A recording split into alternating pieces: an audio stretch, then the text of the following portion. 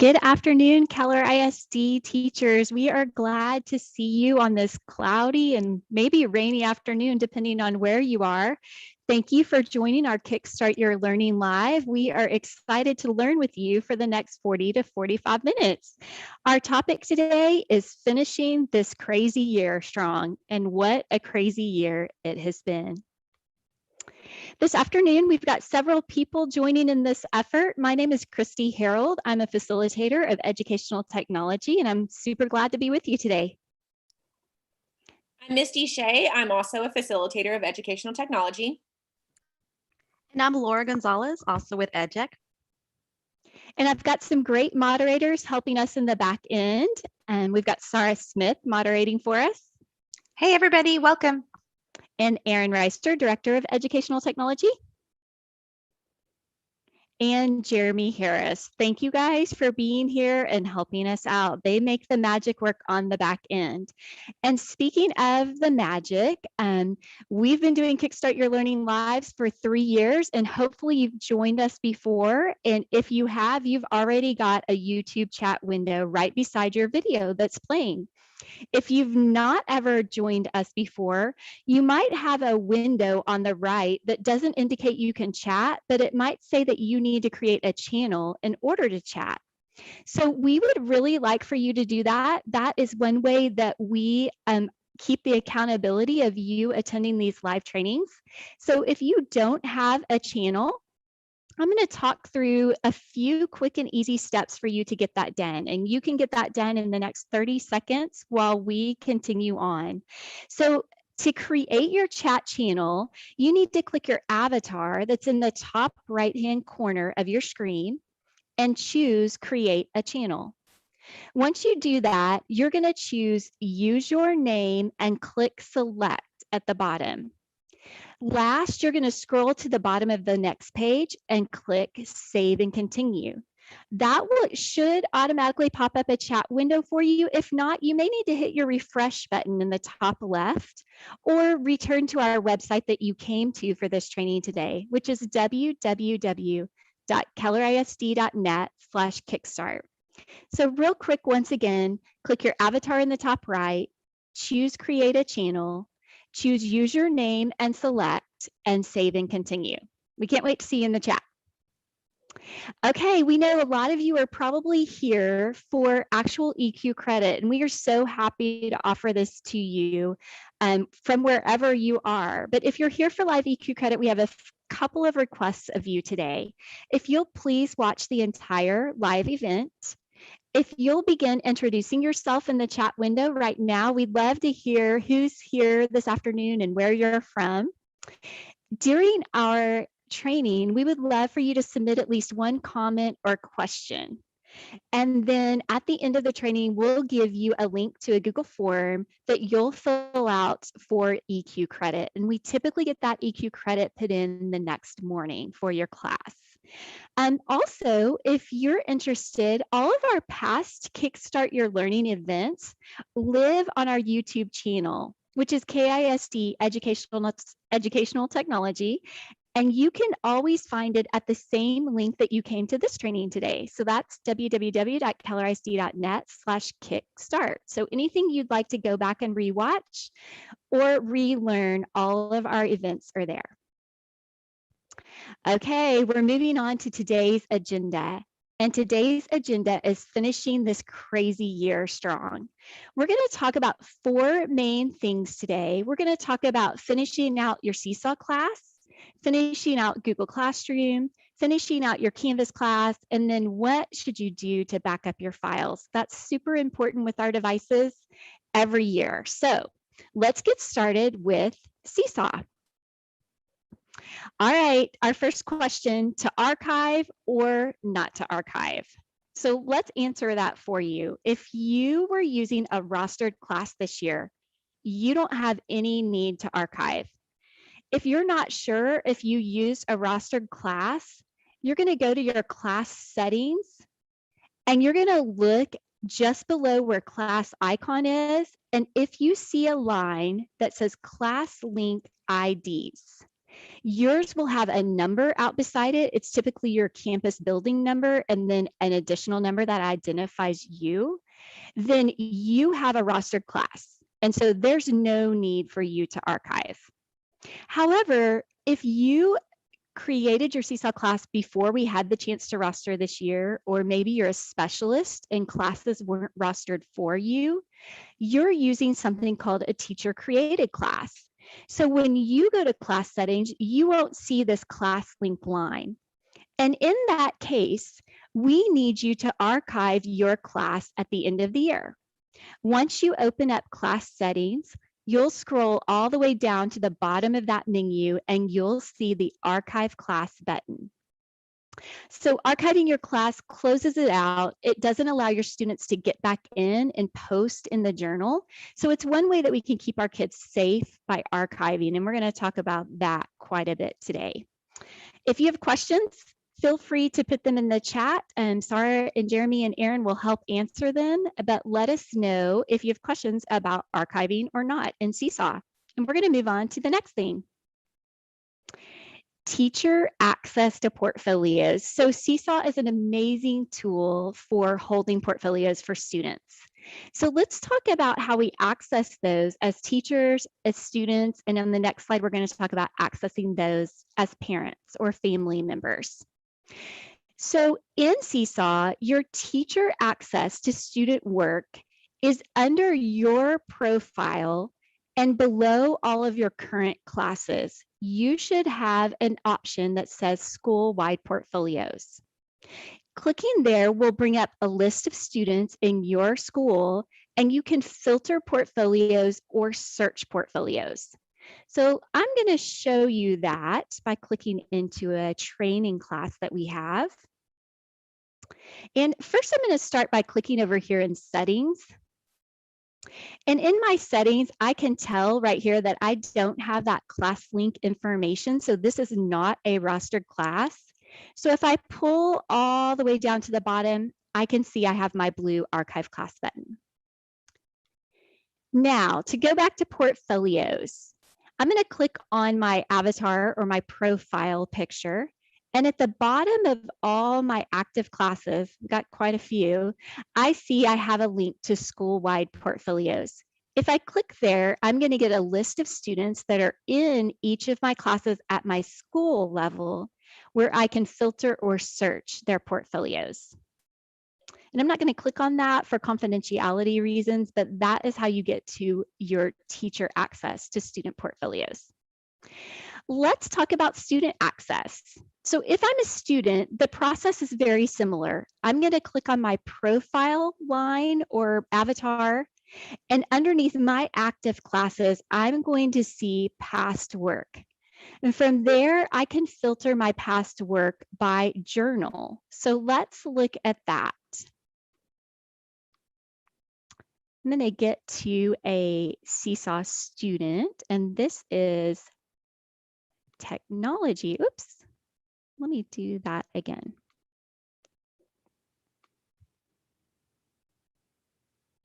This is our technology test student, and he gets lots of experimentation in Keller ISD, but I'm in his Seesaw account as a student. If I click on his portfolio and click on past work, actually, he doesn't have access to that.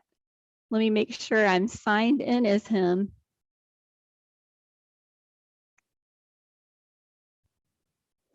We'll actually skip that for right now because you get the idea. Whoops. Sorry about that. It's a pretty simple process. You're going to see his past work. I apologize that he wasn't still logged in, but it filters very nicely for you. I can see every journal where he has work, and I'm able to filter it or just scroll through all of the work he put into Seesaw this year. So quick and easy access for teacher and student to portfolio. So let's talk about Seesaw portfolios for families. Families access is a little bit different. For families to access portfolios, they can use a mobile device. However, if families are wanting to download a journal, they're going to need to be on a computer or laptop device. And they will also need to be using the Chrome or the Firefox browsers. So this won't work on a mobile device to download their journal if a parent's wanting to keep it and save it. Families, there's a link right here, and we're going to give you a link to the presentation before you go today, but here is a link to Seesaw's help for this process. It's really pretty simple. It's almost the same process we just did with the teacher account. A family is going to go to account settings, and once they're there, scrolling down towards the bottom, their option is to download journal archives. When they click on it, they'll get to see every journal that they're a family member of. So journals for each of their students, if they have multiple students and multiple journals, and they click on that journal and it begins the download process. Depending upon how large the journal is, that can take quite a bit of time, but they have access to all of that information. Okay, let's talk a little bit more about portfolio information for Seesaw. If you created your own Seesaw class because you were maybe a specialist or you started before we rostered, once you click that blue archive button, your families have 60 days to download the student's journal and retain that information. Seesaw is great about letting your families know, so they will send an email to the family account and say, Mrs. Smith has archived this journal and you have 60 days from this date to download the data. So Seesaw will take care of all of that for you, and they will even send a link with help and how-to information on how to do that. So you don't really have to worry about sharing a lot of that information. Have the peace of mind that that's done for you. There are some exceptions, and these have been really important this year in the remote learning setting that we've been in. If you had students change classes mid-year in Seesaw, if they went from one teacher to another teacher, and that happened a lot with students coming back from remote learning to in-person learning, past work in Seesaw did not follow them from class to class in the family account. So if that's the case, the work is still there. It's not lost. However, you'll have to access it through an administrator account or through one of us on our team in educational technology. And we do that often. So we're happy to download those portfolios for parents and email them out. If you are in that situation where a parent's wanting student work from the beginning of the year, if you will just let us know, we're happy to make that happen. Okay, let's talk about 21-22 Seesaw classes. Yes, we are going to roster again with ClassLink. That makes everything run more smoothly in the back end, and hopefully it helps you out too. We'll take care of that at the beginning of the school year. No need for you to worry. We would prefer that you use this class. Some great things about it, you can rename it and that name will hold. So when it comes in rostered, it usually comes in like homeroom 1 or homeroom 4, but we're happy to rename that for you. I mean, you have the ability to rename that and it will stick. One of the other fun things you can do about that is put an emoji in front of your name or an asterisk, a special character, and that will cause that class to pop to the top of your students' class list. So that's kind of a neat little tip or trick for naming your Seesaw classes. And then other good news about rostering, if your student's previous teacher from the year before used a rostered class, those families automatically stay connected. So that is an amazing benefit of Seesaw for Schools. We're so blessed to have that, and know that you won't have to be chasing around getting all your parents connected next year. All right, let's talk about the great activities you made in Seesaw this year. I know you made them because we saw them and they were amazing. And we're so happy that you got to use Seesaw this way and has such great sharing capabilities. We want to encourage you to organize the activities you created this year. And I'm going to move over to another window and let's talk about ways that you can organize those activities. You can organize them however by whatever method you want. It's really up to you. They're organized in things called collections. So I can see right here that my most recent activities on my activity dashboard rise up to the top. But if I wanted to view all of them, I could click this view all and see all 136 activities I have. Down here at the bottom, I've started creating collections for them. And so I can create a collection by just typing in a name for that collection and clicking create, and then I automatically have a new collection. And so then I can begin organizing my activities by either content or unit or 9 weeks. However, whatever suits my organization level best. Once I organize those activities in a collection, the collection has its own link. So if I have activities organized for a certain unit and I want to share the entire set of activities with another teacher, I can grab this link and email it to my friend, my team, and they'll have all access to all the activities in that collection. So that's a really neat thing about collections. If you are beginning to organize your activities in collections, we highly suggest a naming convention. Maybe something like the unit number, the lesson number, then the activity title. That will help you organize and find activities at your fingertips quickly for what you're teaching. And then while you're doing that, we're going to talk a lot about this today, ending up the year strong.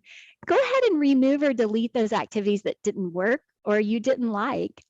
If you've created the activity yourself, you're going to have the option to delete on the 3 dots. If it's a collection that you copied from the community library, you'll only have the option to remove it from your library versus actually deleting it since you aren't the owner. And then we know that you are dipping your toes in, getting your feet wet with creating these great activities in Seesaw this year, but we want you to share them because, as Misty Shea says, sharing is caring, and sharing helps us all be better teachers. So if you didn't know this, and I'll highlight it in just a second, on an activity, you have several options for sharing. If it's an amazing activity, we want you to share it to the school and district library so other teachers in our district can use it. If you just want to share it with your team, you can get this link and share it with your team that way. So let's look at this. Let's pull up an activity. And when I get into an activity, I've got these 3 dots and the bottom choice on my activity is share. So that's where I'm going to go. And this is my share window. If I want to share, not all of you will have share to community library. If you're an ambassador, you will. But if not, you won't have that option. But sharing to your district and school library, you just click that share link and your activity becomes part of a curation of activities that our district can use district-wide. If you want to share with teachers, you do have an email option. We've found that email option often lands in spam email. So you could either go about fixing that, or you can just get the activity link right here by copying, and you can email it to your team or your friend that way. So be thinking about sharing those great activities you collected or asking your friends to share with you.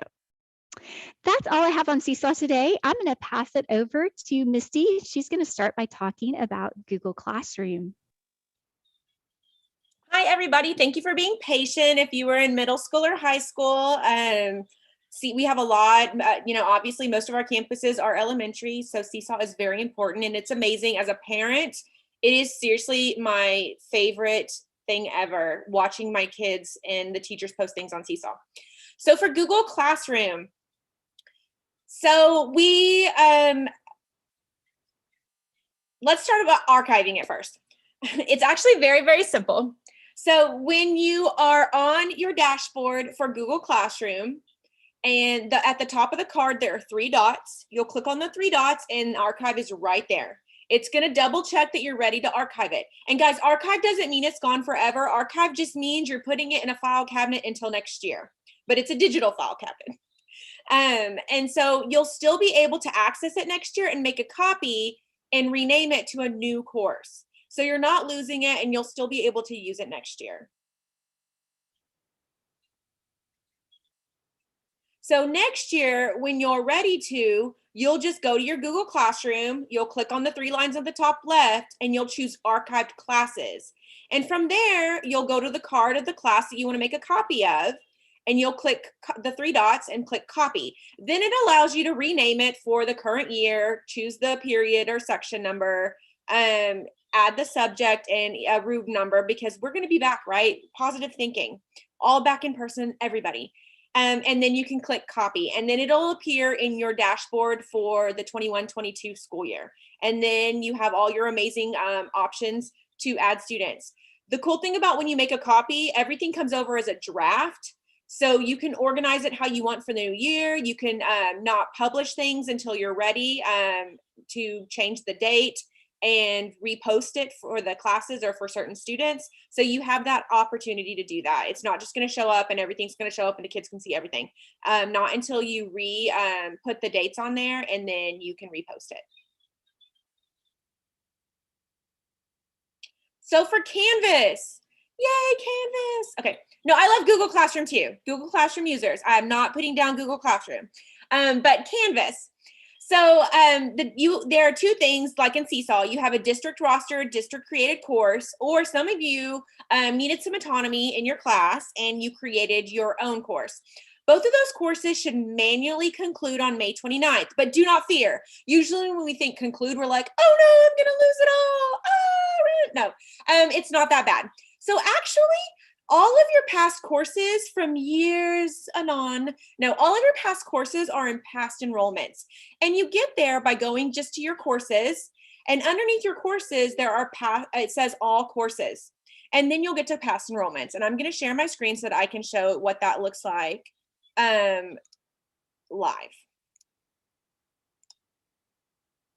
So here's my Canvas, and let's just go, I made this course last year. So, oh, actually, so if I go to my courses, down here at the very bottom is all courses. So I might have some unpublished courses or my current courses. I'll scroll all the way down and I will click on all courses.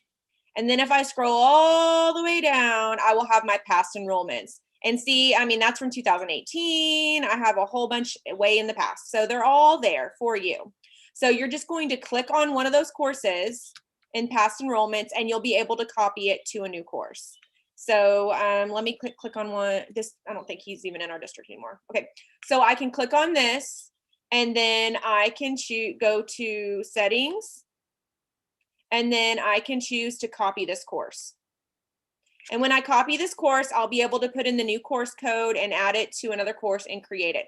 So you'll still be able to push it into your new class shell. And again, like Christy said earlier, we really do suggest that you use the rostered courses because it talks to Aries. So if you really, really wanted to push your grades, or maybe it didn't work because there were some kids in this section or that, or maybe you made your own Canvas course.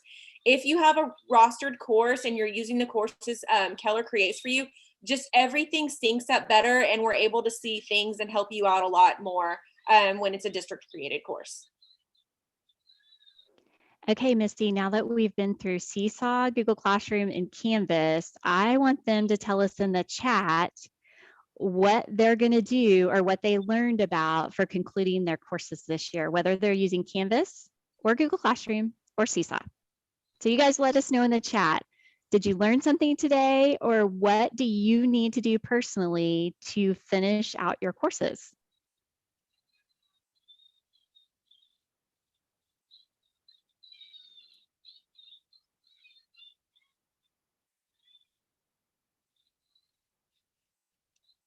Leslie, I don't think it copies everything in the stream, because that would have been for that class with those students.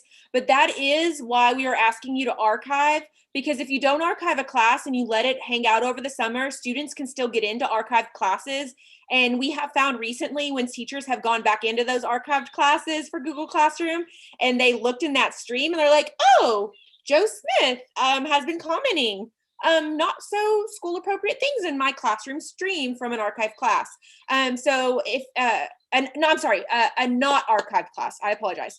So we're asking you to archive your Google Classroom classes because students still have access. And with Canvas, Keller's going to automatically conclude those on May 29th.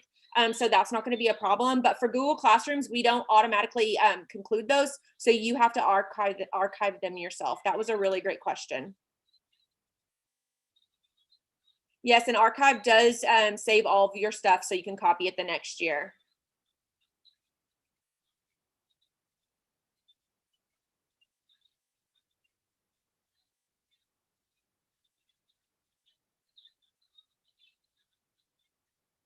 All right, Miss Dee, do you want to continue on with this Canvas page? Absolutely. Thank you. Sorry, I was trying to answer some of the questions, but thank you. No, you did great.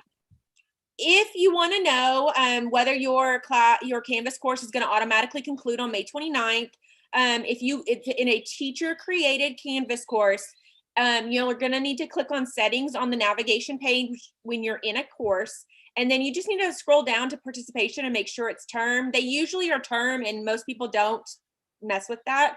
However, if you have a summer school course and you want it to continue through the summer, you're going to need to choose course, which is the other option here in this drop down, and then you'll set an end date for the end of the summer.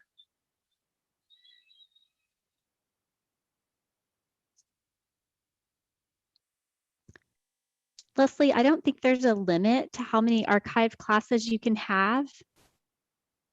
And lots of love in the chat for being able to archive those classes. Lots of love that Canvas archives automatically. Yes. Oh, and they don't go away. A lot of teachers were exporting and sharing them to the Commons thinking they were gone, but in reality, they've always been in your past enrollments. And we just really wanted you to know that, because don't do extra work. Do not put anything else on your Dell computer. We just don't want you using up your Google Drive with the export or your space on your computer when you have access to it next year.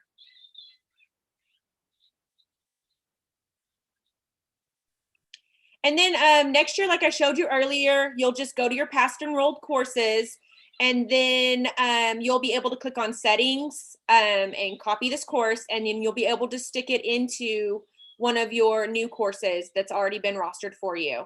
And then you can choose the dates, which Keller might already do that for you. I was copying a course that was a teacher created course, so I had to put the dates in there. And then you just create your new course and you'll be good to go for the fall. And then for high school people, and you have to have a class for the spring. This will also work then, because Keller will conclude your classes on that last date before winter break. And then you can just copy your new course then.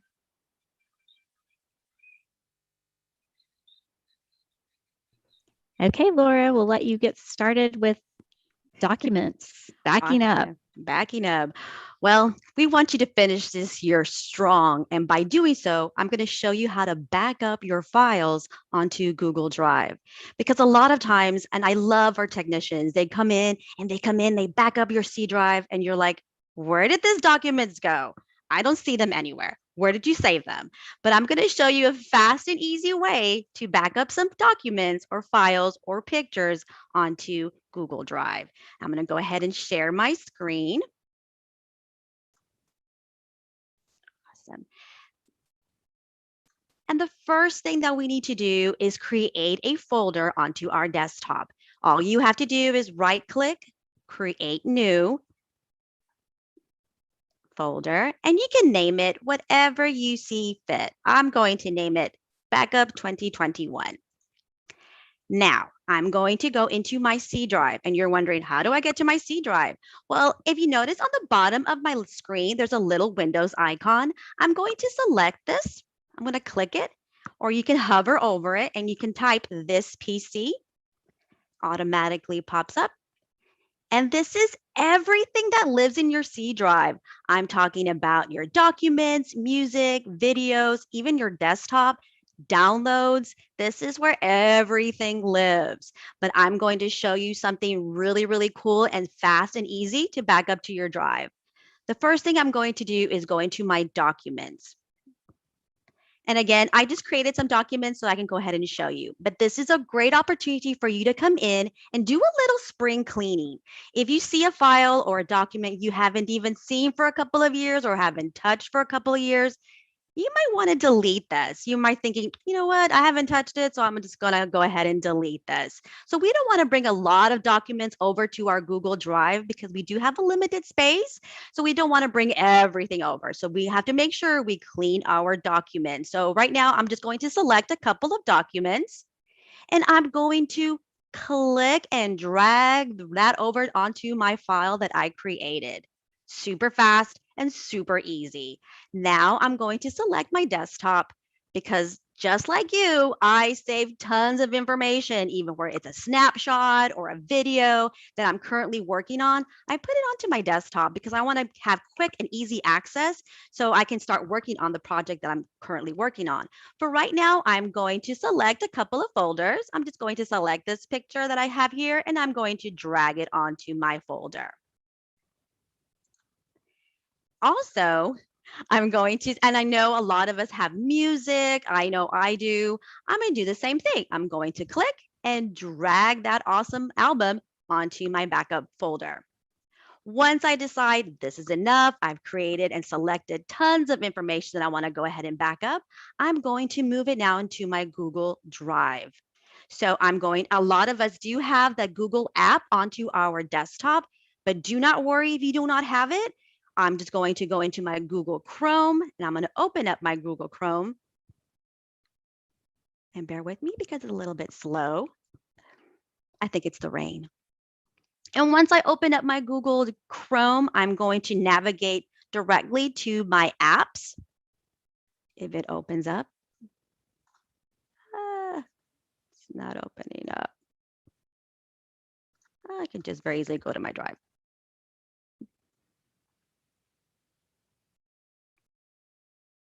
See, my waffle did not appear.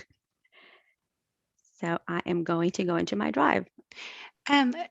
Laura, can you repeat how you got to this PC window?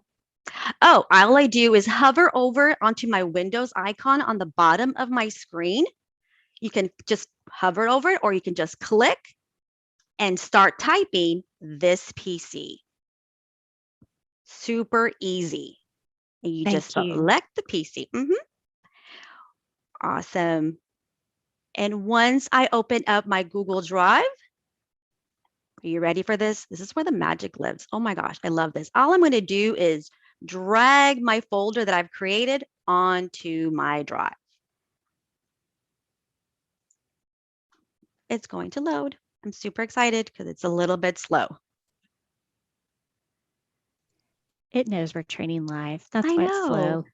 It is so funny because all day it worked great. And there is my backup. If you do not know where it is, guess what? It's right here. All the documents that I went ahead and backed up lives on my drive.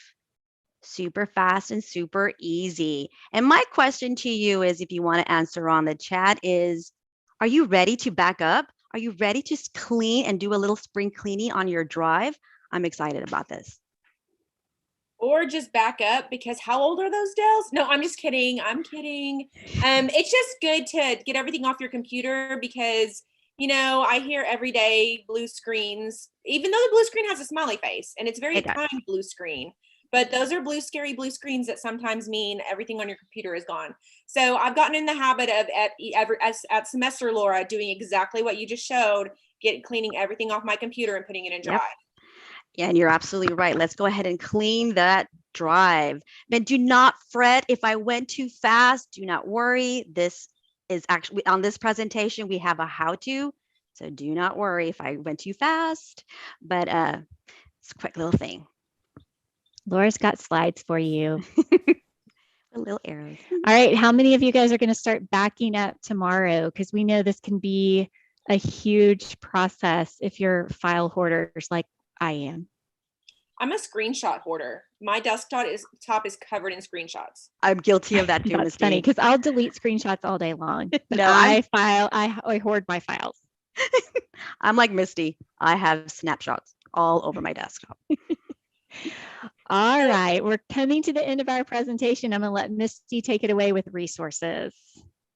So if you've loved everything we've shown you today, there's more. What? Yes, there's always more. So we have an amazing website. If you haven't been there yet, it is www.kellerisd.net/KIC. It's our KIC website, and this is where we house everything we've ever made, from Aries to Google to Zoom to Nearpod. If Keller uses it, we probably have made something to help you get through it and learn a little more about it. So that is on our KIC website. But we also have a tile in KCloud. If you can't remember that web address, our hashtag EdTechKISD tile is in KCloud with our cool little computer with this little graduation hat. And you can also get to the KIC website there. You can get to our on-demand learning, to our website, to our blog. We blog every week. My blogs are amazing. No, I'm kidding. All of my teammates, we contribute to the blog, and we like to keep up to date on trends and new things coming out.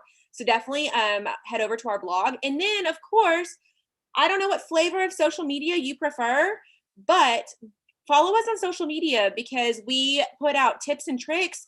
We have graphics for you, little helpful hints and things. And then sometimes we just like to have fun and shout out and, just enjoy ourselves. So please, please, please follow us on social media, subscribe to our YouTube channel.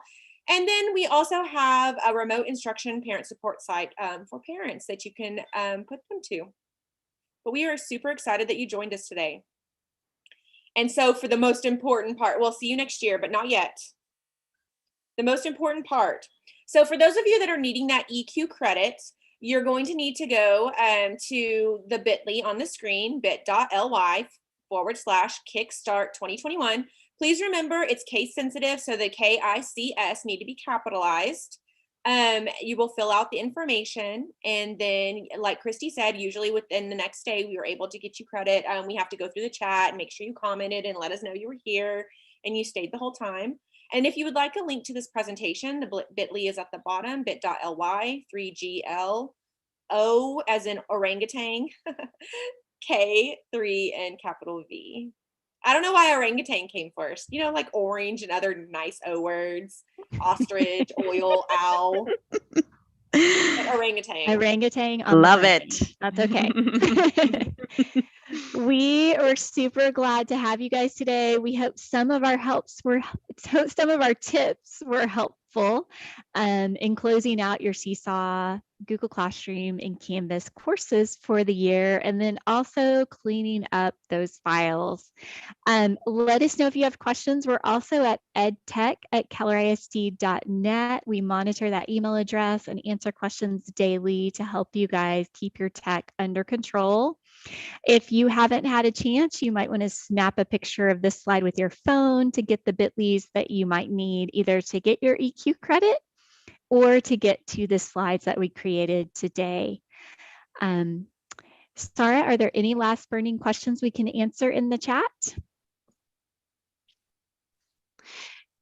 Excuse me, they are asking about EQ credit. So we just want to remind them that they can get EQ credit by filling out the form in the chat or on the slide. And let me peek.